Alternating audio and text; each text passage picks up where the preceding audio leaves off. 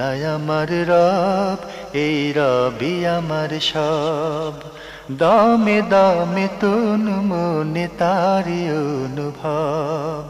তোমার দুনিয়াতে আমি যেদিকে তাকাই, অথই নিয়ামতে ডুবে আছি সবাই। পাক পাখালির গানে শুনি তসবি কলো রব, তসবি কলো রব। আল্লাহ আমার রব, এই রবি আমার। আসসালামু আলাইকুম ওয়া রাহমাতুল্লাহি ওয়া বারাকাতুহু। সম্মানিত দর্শক, দেশে এবং প্রবাসে যে যেখানে অবস্থান করছেন, আপনাদের অনেক অনেক প্রীতি এবং শুভেচ্ছা জানিয়ে শুরু করছি আপনাদের প্রিয় অনুষ্ঠান লাভ এলো নিবেদিত আপনার জিজ্ঞাসা। আপনাদের সাথে আছি আমি শরীফ বাইজিদ মাহমুদ এবং আপনাদের জিজ্ঞাসার জবাব দেওয়ার জন্য স্টুডিওতে আজও উপস্থিত আছেন আপনাদেরই প্রিয় ব্যক্তিত্ব, কাঙ্ক্ষিত ব্যক্তিত্ব, প্রখ্যাত আলেম দ্বীন ডক্টর মোহাম্মদ সাইফুল্লাহ। আসসালামু আলাইকুম ওয়া রাহমাতুল্লাহি ওয়া বারাকাতুহু। দর্শক, প্রথমে একটি ইমেল পাঠিয়েছেন ভাই ইমরান হাসান। আপনি লিখেছেন, এনটিভিকে অনেক ধন্যবাদ এই অনুষ্ঠান চলমান রাখার জন্য। আমি প্রতিনিয়ত এই অনুষ্ঠান দেখে থাকি এবং এর মাধ্যমে অনেক অজানা বিষয় জানতে পারি।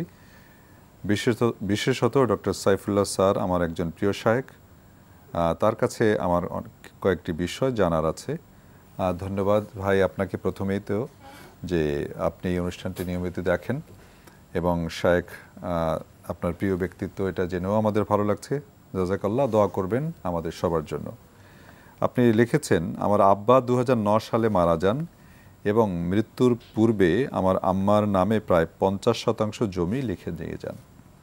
এর কারণে আমার আব্বার মৃত্যুর পর আমার বিমাতৃয় 3 বোন, 3 ভাতিজি, 3 ভাতিজা এবং আমরা 2 ভাই জীবিত আছি। ইতিমধ্যে আমার আব্বার মৃত্যুর দিন গ্রামের মাতব্বররা বসে আমার 3 ভাতিজা প্লাস 3 ভাতিজিকে আমার আম্মার কাছ থেকে জোরপূর্বক 7% জমি লিখে দেয়। আমি কিছুদিন পূর্বে আপনাদের মাধ্যমে জানতে পারি যে আমার আব্বা যা করেছেন তা ভুল করেছেন। এই অবস্থায় আমি দৃঢ় সিদ্ধান্ত নিয়েছি যে আমার আব্বার ভুল সংশোধন করব। কিন্তু এখানে প্রধান সমস্যা হয়ে দাঁড়িয়েছে আমার আম্মার অসম্মতি। তিনি কোনোভাবেই এই প্রস্তাবে রাজি নন, আর জমিটা যেহেতু আমার আম্মার নামে রয়েছে তাই তার সম্মতি ছাড়া এটা সম্ভব নয়। আমার আম্মার যুক্তি যে মৃত্যুর পূর্বে আমার বোনেরা আমার আব্বার দেখাশোনা করেনি, তাই আমার আব্বা আমার আম্মাকে জমি লিখে দিয়ে ঠিক কাজ করেছেন, মায়ের যুক্তি। এবং আমার আব্বা যেহেতু স্বেচ্ছায় জমি লিখে দিয়েছে তাই এ বিষয়ে আমার আম্মাকে কোনোভাবেই রাজি করানো যাচ্ছে না। এখন আমার প্রশ্ন হলো, আমার করণীয় কি এবং মিরাস অনুযায়ী কে কতটুকু জমি পাবে? ধন্যবাদ আপনাকে, আপনি গুরুত্বপূর্ণ প্রশ্ন করেছেন। প্রথম কথা হচ্ছে, আপনার আব্বা যেহেতু স্বেচ্ছায় আপনার আম্মাকে লিখে দিয়েছেন, কোনো সন্দেহ নেই আপনার আম্মার মালিকানা সাব্যস্ত হয়ে গিয়েছে। দ্বিতীয় নম্বর হচ্ছে, এখন আপনার আম্মার সম্পত্তি এখন মিরাস অনুযায়ী বন্টন করার কোনো সুযোগ নেই।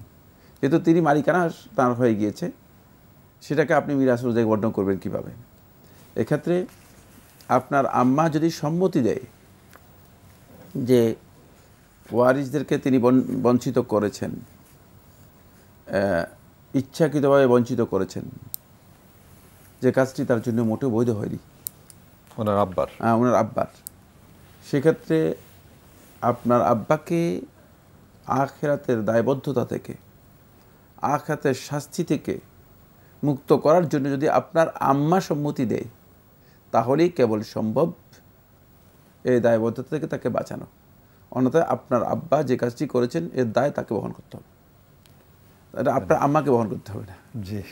আর এই জন্য আপনার করণীয় কি? আপনার করণীয় হচ্ছে আপনার আম্মাকে বোঝানোর জন্য চেষ্টা করুন যে আব্বা হয়তো বিষয়টা বুঝতে পারেনি। হতে পারে যে আব্বা বোনদের উপর কোনো কারণে অসন্তুষ্ট ছিলেন, যাতে করে বোনেরা তাকে দেখে নাই, তার প্রতি ভালো আচরণ করে নেই, দায়িত্ব পালন করে নাই, এই জন্য আপনাকে লিখে দিয়ে গেছেন। কিন্তু আখিরাতে তো তিনি আটকা পড়ে যাবেন। সুতরাং আখিরাতে এই আটকা পড়ে যাওয়ার থেকে তাকে বাঁচানোর জন্য আপনি কি তার ভূমিকা রাখতে পারেন না? সেক্ষেত্রে আপনার যদি এতটুকু ভালোবাসা তার প্রতি থাকে যে আখিরাতে সে নাজাত পাক, আখিরাতে সেই বিপদ থেকে, দায়বদ্ধতা থেকে নিজেকে মুক্ত করুক, তাহলে অবশ্যই আপনি ইসলামী শরিয়া যেভাবে প্রেসক্রাইব করে সেভাবেই আপনি এই সম্পদ বন্টন করার ব্যবস্থা করে দেন। এখানে যুক্ত হয়েছে, আপনি বলেছেন যে আরো অন্যরা জোর করে 7% লিখে নিয়েছে, জায়গা লিখে নিয়ে গিয়েছে, মাতব্বররা কি কি হয়েছে, এগুলো আমাদেরকে জানানোর কোনো প্রয়োজন নেই, কারণ এগুলো আমাদের মাসআলা নয়। আমাদের মূল কথা যেটা সেটা হচ্ছে এই সম্পদ তার ছিল, তিনি সম্পদ ওয়ারিসদেরকে বঞ্চিত করে তিনি সম্পদ লিখে দিয়ে গেছেন তার স্ত্রীর নামে। এই কাজটি তার বৈধ হয়নি, সঠিক হয়নি, এর দায়বদ্ধতা তাকে কিয়ামতের দিন বহন করতে হবে। আর আপনার কাজ হচ্ছে একটাই, সেটা হলো আপনি আপনার মাকে বোঝানোর জন্য চেষ্টা করেন, তবে তাকে প্রেশার দিতে পারবেন না, তারপর চাপ সৃষ্টি করতে পারবেন না, তার সাথে দুর্ব্যবহার করতে পারবেন না, কারণ যেহেতু তাকে লিখে দিয়েছে, তিনি মালিক হয়েছেন, বৈধ প্রক্রিয়ায়, ইসলামী প্রক্রিয়ায় তিনি মালিক হয়েছেন। সেক্ষেত্রে তার উপর জবরদস্তি করার কোনো সুযোগ আপনার নেই, অধিকারও নেই, কিছুই নেই। জি, এখন তিনি ইচ্ছাকৃতভাবে যদি দেন সেটা তার বিষয়। এক্ষেত্রে উনি শেষের দিকে একটি লাইন যুক্ত করেছেন যে মিরাজ অনুযায়ী আসলে কে কতটুকু বাবার সম্পত্তি থেকে না, মিরাজ তো এখানে নেই, সম্পত্তি তো দিয়ে দিয়েছে আরেকজনকে, মিরাজের প্রশ্ন আসবে, লিখে দিয়েছেন, সেক্ষেত্রে ওয়ারিশরা আসলেই তো মিরাজের প্রশ্ন আসবে। জি, ধন্যবাদ ভাই। আশা করছি ভাই ইমরান হাসান আপনি এই প্রশ্নের উত্তর পেয়েছেন। আল্লাহ আপনার জন্য এই বিষয়টি সহজ করে দিক, আমরা দোয়া করি আপনার আম্মার যাতে শুভবুদ্ধি হয়। দ্বিতীয়ত আপনি প্রশ্ন করেছেন আমাদের সমাজে প্রচলিত বিয়ের সাথে সুন্নতি বিয়ের প্রায় কোনো সম্পর্ক নেই। এই অবস্থায় সুন্নতি বিয়ে আয়োজন করলে পরিবার কোনোভাবেই মানতে পারছে না, এক্ষণে আমার করণীয় কি? করণীয় একটাই, সেটা হচ্ছে পরিবারকে বোঝাতে হবে, অ্যাওয়ারনেস আসতে হবে, তাদেরকে সচেতন করতে হবে। জি, সুন্নতি বিয়ে কাকে বলে, ইসলাম কিভাবে বিয়ের পদ্ধতি দিয়েছে, আর গতানুগতিক ট্রেডিশনাল যে সমস্ত বিয়ে আছে, বিয়ের পদ্ধতি কী, এগুলো সম্পর্কে জ্ঞান দিতে হবে। এগুলোর জ্ঞান দিতে হলে অবশ্যই তাদেরকে কোরআন হাদিসের এই বিষয়ের উপর রচিত যে বই আছে সেগুলো পড়তে হবে। আন্দাজে তো চলবে না, যতদিন পর্যন্ত জ্ঞান না আসবে ততদিন পর্যন্ত মূর্খতা থেকেই যাবে, প্রশ্নই আসে না। যতদিন পর্যন্ত আলো না নিয়ে আসবে ততদিন পর্যন্ত অন্ধকার সেখানে থাকবেই। এখন করণীয় প্রথমেই সেটা হলো তাদেরকে জ্ঞান দিতে হবে, তাদেরকে বুঝাতে হবে, তারা বুঝতে হবে যে এই বিষয়টি কোন পর্যায়ে। এখন আপনি আদৌ নিজে সুন্নত বুঝেন কিনা, আদৌ সুন্নত সম্পর্কে আপনার জ্ঞান আছে কিনা, আর সুন্নত বুঝলেও আপনি সুন্নতের এই বিষয়গুলো যেভাবে প্রেজেন্ট করা দরকার, যেভাবে অ্যাপ্রোচ করা দরকার, সেভাবে আদৌ অ্যাপ্রোচ করছেন কিনা, সেটাও অনেক সময় দেখা যায় যে কোরআন হাদিসের বক্তব্য অ্যাপ্রোচ করতে গিয়ে ভুল হওয়ার কারণে মানুষ গ্রহণ করে না। এখন সেই লোক মনে করে যে এরা কোরআন বিরোধী, এরা কোরআন মানতেছে না, আসলে কিন্তু না, এরা কোরআন মানতেছে না, এরা মানতেছে না এর কথা মানতেছে না, এরা এই লোকের কথা মানতেছে। এই অ্যাপ্রোচটা ভুল হওয়ার কারণে, দায়ের ভূমিকাটা, হ্যাঁ, তার অ্যাপ্রোচটা ভুল হওয়ার কারণে তার কথা মানুষ মানতেছে না। এই জন্য আপনার অ্যাপ্রোচ ঠিক আছে কিনা, আপনি আদৌ সুন্নাহ কাকে বলে, সুন্নাতি পদ্ধতি বিয়ে কী আছে সে সম্পর্কে আপনি জানেন কিনা, নাকি আপনার অ্যাপ্রোচের মধ্যে গলতের কারণে তা মানুষ আপনাকে অ্যাকসেপ্ট করতেছে না। মানে আপনাকে অ্যাকসেপ্ট না করলে আপনি যদি মনে করেন না মানুষ সুন্নাহ বিরোধী, এই কথা তো হবে না। বিষয়গুলো বোঝার জন্য চেষ্টা করতে হবে। অনেক ক্ষেত্রেই আমাদের দায়ী যারা আছেন, আমাদের স্কলার যারা আছেন, যারা কথা বলছেন দিনের ব্যাপারে, তাদের অ্যাপ্রোচ রং হওয়ার কারণে মানুষ তাদেরকে গ্রহণ করে না, আর তারা মনে করে থাকে যে এই মানুষগুলো কোরআন এবং হাদিসের বিরোধী, এই মানুষগুলো সুন্নাহর বিরোধী, এই মানুষগুলো আল্লাহ রাসূলের বিরোধী। আসলে ব্যাপারটা এমন নয়, ব্যাপারটা এমন নয়। এখানে আমাদের একটু ভুল বুঝ রয়েছে, যেটাকে সংশোধন করা দরকার।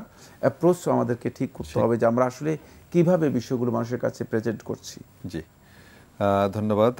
আপনি আরও প্রশ্ন করেছেন, যদি আমি বাসায় সুন্নাত নামাজ পড়ি সে সময় কি মৃদু আওয়াজে কিরাত পড়া যাবে?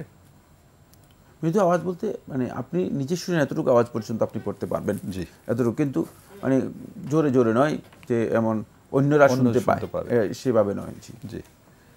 এরপরে আপনি সবশেষে জানতে চেয়েছেন যে জানাজার সালাতে ইমাম সাহেব কিরাত কি উচ্চস্বরে পড়বেন? না, জানাজার সালাতে ইমাম সাহেব কিরাত পড়বে, নীরবে পড়বে। ইমাম সাহেব নীরবে পড়বে, উচ্চস্বরে কিরাত পড়ার ব্যাপারে কোনো হাদিস সাব্যস্ত হয়নি, কোনো হাদিস সাব্যস্ত হয়নি। আব্দুল্লাহ ইবনে আব্বাস রাদিয়াল্লাহু তাআলা আনহু থেকে একবার সূরাতুল ফাতিহা আব্দুল্লাহ ইবনে আব্বাস রাদিয়াল্লাহু জোরে পড়েছেন। আচ্ছা, জোরে পড়েছেন কেন, সেটার কারণ আব্দুল্লাহ ইবনে আব্বাস রাদিয়াল্লাহু সহিহ বুখারী হাদিসের মধ্যে উল্লেখ করে দিয়েছেন, লিতা'লামু আন্নাহা মিন সুন্নতি নাবিয়্যিকুম, যাতে করে তোমরা জানে নাও এটা তোমাদের নবীর সুন্নাত। সূরা ফাতিহা জানাজা সালাতে পড়া, এই জন্য একটু আওয়াজ করে পড়লাম। তাহলে বিষয়টা সেখানেই সমাধান হয়ে গেছে, খোলাসা হয়ে গেছে। তাই যদি কেউ মনে করেন যে জানাজার সলাতে কেরাত জোরে পড়বে, তিনি গোটা মুসলিম উম্মার ইজমা এর পরিপন্থী বক্তব্য দিয়েছেন। মুসলিম উম্মার একজন আলেমও এই মাসআলায় দ্বিমত পোষণ করেনি। সুতরাং যারা এই বক্তব্য দিয়ে থাকেন তারা মুসলিম উম্মার ইসলামের যেই ভিত্তি এবং ইসলামের যে বক্তব্য আছে বক্তব্য সম্পর্কে অজ্ঞ, জাহিল হওয়ার কারণে এই বক্তব্য দিচ্ছেন। এক্ষেত্রে সুন্নাহ হচ্ছে জানাজার সলাতে আওয়াজ নয়, নীরবে তিনি দোয়া, সূরা ফাতিহা এবং দরুদ এগুলো সব নীরবে পড়বে। জি ভাই ইমরান হাসান, আপনার মেইল থেকে পড়ছিলাম, আমরা একে একে আপনার 4টি প্রশ্নের উত্তর দিলাম। দর্শক এবারও একটি ইমেল, এটা পাঠিয়েছেন আলী আহমেদ রূপু। আপনি লিখেছেন, আসসালামু আলাইকুম, আমি মোহাম্মদ আলী আহমেদ রূপু, আমার বয়স 19। প্রথম কোশ্চেন হচ্ছে, আমার দাড়ি ডান গালের থেকে বাম গালে অনেক বেশি। এখন আমি কি ভালো করে দুই গালেই যেটা দাড়ি ওঠে, যাতে দাড়ি ওঠে তার জন্য শেভ করব, নাকি যেভাবে আছে সেভাবেই রেখে দেব? না, আপনি শেভ করার প্রয়োজন নেই। আপনি দাড়ি যেভাবে আছে সেভাবে রেখে দিতে পারেন। যদি আপনি দেখেন যে দেখতে কোথাও মানে দৃষ্টিকটু বা খারাপ মনে হচ্ছে, ততটুকু পর্যন্ত হয়তো ইসলাহ করতে পারেন, সংশোধন করে দিতে পারেন, কিন্তু শেভ করা আপনার জন্য জায়েজ নেই। জি। সেকেন্ড কোশ্চেন হচ্ছে আপনার, আমার ডাকনাম রূপু। রূপু এটা কি ইসলামিক? এই নাম কি রাখা যাবে? ইসলামের কোথাও এই রূপু শব্দ আমার জানা নেই, কিন্তু রূপু নাম রাখতে নিষিদ্ধ নেই, নাজাইজ হবে না। রূপু, ডুপু, গুপু যাই খুশি তাই রাখতে পারেন, কিন্তু একজন মানুষের নাম তো আল্লাহর একটা সম্মানিত বান্দা, আল্লাহ তাআলা সৃষ্টি করেছেন, তো এটা আপনি একটা অনর্থক শব্দ দিয়ে কেন কিভাবে এক্সপ্রেস করছেন? মানে এই জন্য এই ভাইকে প্রশ্ন উত্তর এই ভাইয়ের না, সবার জন্য, সকল দর্শকদের আল্লাহ তাআলা এত সম্মান দিলেন, ওয়ালাকাদ কাররামনা বানি আদম, যে বানি আদমকে আমি সম্মানিত করেছি। তো সম্মানিত করেছেন আল্লাহ তাআলা যেখানে আল্লাহ রাব্বুল আলামিন সম্মানের কথা বলছেন, সম্মান দিয়েছেন, সেখানে আপনি একটা অনর্থক শব্দ দিয়ে তাকে কি কারণে প্রকাশ করতেছেন? সুতরাং এগুলো আমাদের বিবেচনা আনা উচিত।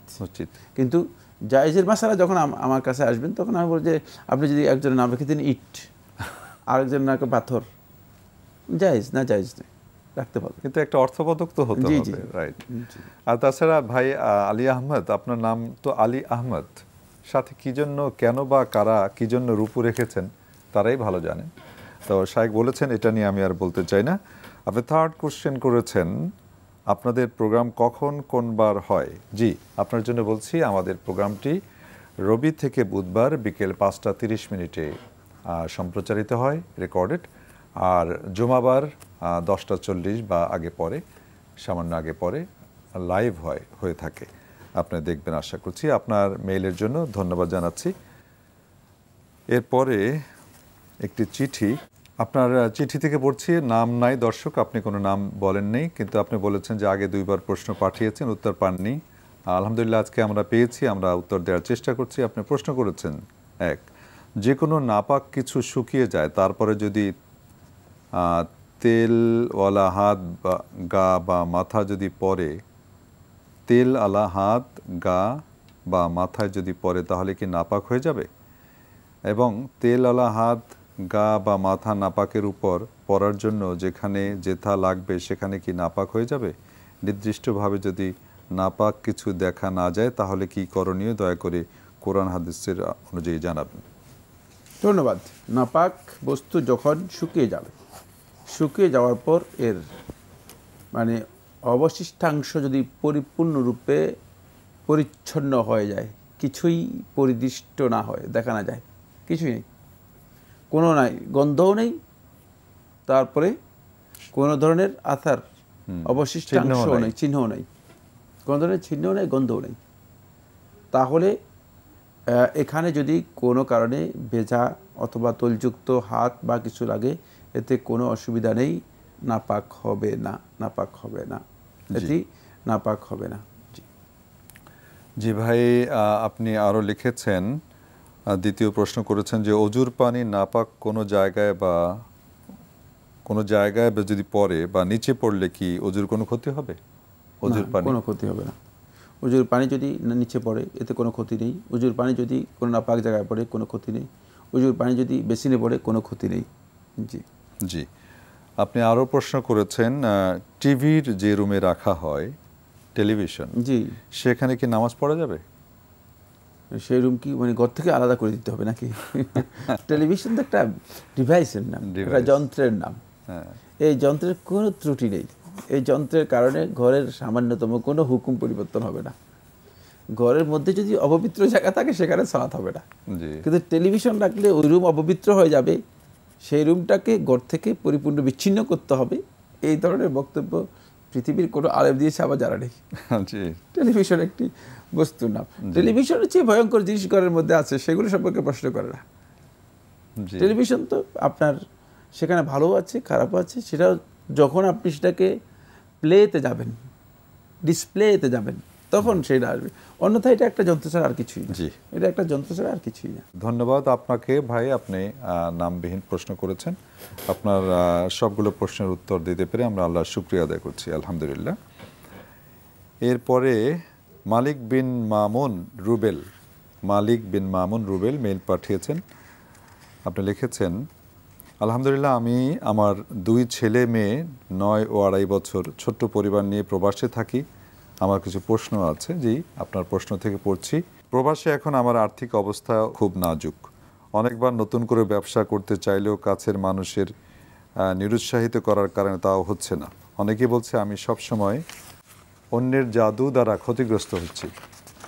জাদু থেকে বাঁচতে এখন এক মসজিদের ইমাম আলেমের পরামর্শ নিয়েছি। এছাড়াও আমি ইউটিউবে 2-3টি ইসলামিক চ্যানেল ও শায়েখ আহমদুল্লাহ মাদানী সহ অধ্যক্ষ মোহাম্মদ সাইফুল্লাহর ভিডিওগুলো দেখে কিছু আমল করার চেষ্টা করি, বিশেষ করে আর্থিক সমস্যা ও সমাধান এবং গুনাহ মাফের আমল। এবং ইউটিউবে আল্লাহর 99 গুণবাচক নামের জিকিরের যে ফজিলত কথা বলা হয়েছে তাও সঠিক কিনা জানালে উপকৃত হব। 2টি প্রশ্ন এখানে আমি পেয়েছি। জি, প্রথম প্রশ্নটি হচ্ছে, তিনি আর্থিকভাবেও নাজুক অবস্থায় আছেন। জি, তো সেখান থেকে তিনি ধারণা করছেন যে তাকে জাদু করা হয়েছে, কিন্তু কারা বলছেন, কে বলছেন, কেন জাদু করা হয়েছে সেগুলো কোনো স্পষ্ট নয়। যদি আপনি মনে করেন যে আপনাকে জাদু করা হয়েছে, তাহলে আপনার জন্য রুকিয়া শরিয়া নেওয়া জায়েজ রয়েছে। আপনি এখানে হয়তো কয়েকজন আলেমের নামও উল্লেখ করেছেন, যে যাদের হয়তো বক্তব্য শুনেন অথবা সে বক্তব্যের আলোকে আপনি কিছু আমল করে থাকেন, করতে পারেন যদি সহি আমল হয়ে থাকে। যে আলেমদের বক্তব্য উল্লেখ করেছেন তারা যদি সহি বক্তব্য দিয়ে থাকে তাহলে সেটা আমল করতে পারেন, কোনো অসুবিধা নেই। জি, বাকি আপনাকে জাদু করেছে এটা কিন্তু আপনি কিভাবে কনফার্ম হলেন? যদি কনফার্ম না হয়ে থাকেন তাহলে আন্দাজের উপর এটা এই বিষয়টি নিজের মাথায় নেবেন না, তাহলে আপনি ক্ষতিগ্রস্ত হবেন আরও বেশি। এক্ষেত্রে আপনার করণীয় হচ্ছে একটা, সেটা হলো সকাল সন্ধ্যা যে দোয়াগুলো আছে সেগুলো জেনে নেওয়ার জন্য চেষ্টা করুন, সেগুলো নিয়মিত করুন। যদি কোনো কারণে কোনো ব্যক্তি মানে আপনার উপর জাদু করে থাকে তাহলে আপনি সেখান থেকে নিজেকে মুক্ত রাখতে পারবেন। এই জাদুর প্রভাব থেকে, এই জাদুর খারাপ ক্রিয়া থেকে আপনি নিজেকে বাঁচাতে পারবেন। সুতরাং সকাল সন্ধ্যা দোয়াগুলো আপনি নিজে নিয়মিত করার জন্য চেষ্টা করুন। বাকি এরপরে লাস্ট যে প্রশ্নটি করেছেন সেটা হচ্ছে আল্লাহ তাআলার 99 নামের যে আমল, এই বক্তব্যটি শুদ্ধ নয়। 99 নামের ব্যাপারে হাদিস রয়েছে, সহিহ বুখারী হাদিস, যে ইন্না লিল্লাহি 99 ইসমান মিয়াতান ইল্লা ওয়াহিদান, যে আল্লাহ সুবহানাহু ওয়া তাআলার 99টি নাম রয়েছে, 100 নাম একটি কম। মান আহসাহা দাখালাল জান্নাহ, যে এগুলোকে যথাযথভাবে এগুলো মুখস্থ করলো, জানলো, উপলব্ধি করলো, অর্থ হৃদয়ঙ্গম করলো, দাখালাল জান্নাহ, সে জান্নাতে প্রবেশ করবে। এগুলো শুধুমাত্র মানে তেলাওয়াত করা নয়, এটা হলো প্রথম কথা। এগুলোর সাথে আকীদার সম্পৃক্ততা রয়েছে। বাকি এই 99 নাম আল্লাহ রাব্বুল আলামিনের কোনগুলো? রাসূলুল্লাহ সাল্লাল্লাহু আলাইহি ওয়াসাল্লাম, এই হাদিসটি সহিহ বুখারীর মধ্যে এসেছে। রাসূলুল্লাহ সাল্লাল্লাহু আলাইহি ওয়াসাল্লাম কোনো হাদিসের কোনো হাদিসে ওই 99 নাম যে এগুলো হচ্ছে 99 নাম, সেগুলো কোনো সহি হাদিসে প্রমাণিত হয়নি, কোনো সহি হাদিসে প্রমাণিত হয়নি। সেক্ষেত্রে আল্লাহ রাব্বুল আলামিনের যে নামগুলো আমাদের কাছে জানা আছে, আমরা শুধু সেগুলো পড়ব, সেগুলো সম্পর্কে জানার চেষ্টা করব। আর 99 নামের কোনো লিস্ট কোনো সহি হাদিস দ্বারা সাব্যস্ত হয়নি। সুতরাং একটা লিস্ট ধরাই দিবে, এরপরে বলবে যে এগুলো আল্লাহ তাআলার 99 নাম, এগুলো শুধু মুখ পড়েন না। এটা কিন্তু এই হাদিস থেকে উদ্দেশ্য নয়, এই হাদিস থেকে এটা উদ্দেশ্য নয়। হাদিস থেকে উদ্দেশ্য হচ্ছে এগুলো আপনি পড়বেন, বুঝবেন, উপলব্ধি করবেন, এগুলো যে মুক্তাজায়াত আছে, দাবি আছে, সে দাবিগুলো আপনি পূরণ করবেন, তাহলেই আপনি এই ফজিলত পাবেন, অন্যথায় এই ফজিলতের কথা আসলে সাব্যস্ত হয়নি। শাক, আজকে আমাদের হাতে আর সময় নেই, আপনাকে অসংখ্য ধন্যবাদ জানাচ্ছি। হ্যাঁ, আপনাকে অনেক অনেক ধন্যবাদ। সম্মানিত দর্শক, আজকে আমরা অনুষ্ঠান থেকে বিদায় নেব। তার আগে জানিয়ে দিচ্ছি, আপনারা যারা আমাদের কাছে প্রশ্ন পাঠাতে চান, চিঠি লিখতে চান বা ইমেল করতে চান, ঠিকানা জানিয়ে দিচ্ছি। পরিচালক আপনার জিজ্ঞাসা, এনটিভি, বিএসসিসি ভবন, 7ম তলা, 102 কাজী নজরুল ইসলাম এভিনিউ, কারওয়ান বাজার, ঢাকা 1215। ইমেল করতে পারেন আপনার জিজ্ঞাসা @ntvbd.com। দর্শক, আপনারা আমাদের এই অনুষ্ঠান অনলাইনেও দেখতে পারেন। দেখতে ভিজিট করুন www.ntvbd.com। এছাড়া আমাদের ইউটিউব এবং ভেরিফাইড ফেসবুক পেজেও অনুষ্ঠান দেখতে পারেন। সম্মানিত দর্শক, আজ অনুষ্ঠান থেকে বিদায় নিচ্ছি। দেখা হবে ইনশাল্লাহ অন্য কোনো অনুষ্ঠানে। সে পর্যন্ত আল্লাহ রাব্বুল আলামিন আপনাদের সবাইকে ভালো রাখুন, সুস্থ রাখুন নিরাপদে। আসসালামু আলাইকুম ওয়া রাহমাতুল্লাহি ওয়া বারাকাতুহু। আল্লাহ আমার রব, এই রবি আমার সব, দামে দামে তুন মনে তারি অনুভব। আল্লাহ আমার রব, এই রবি আমার সব।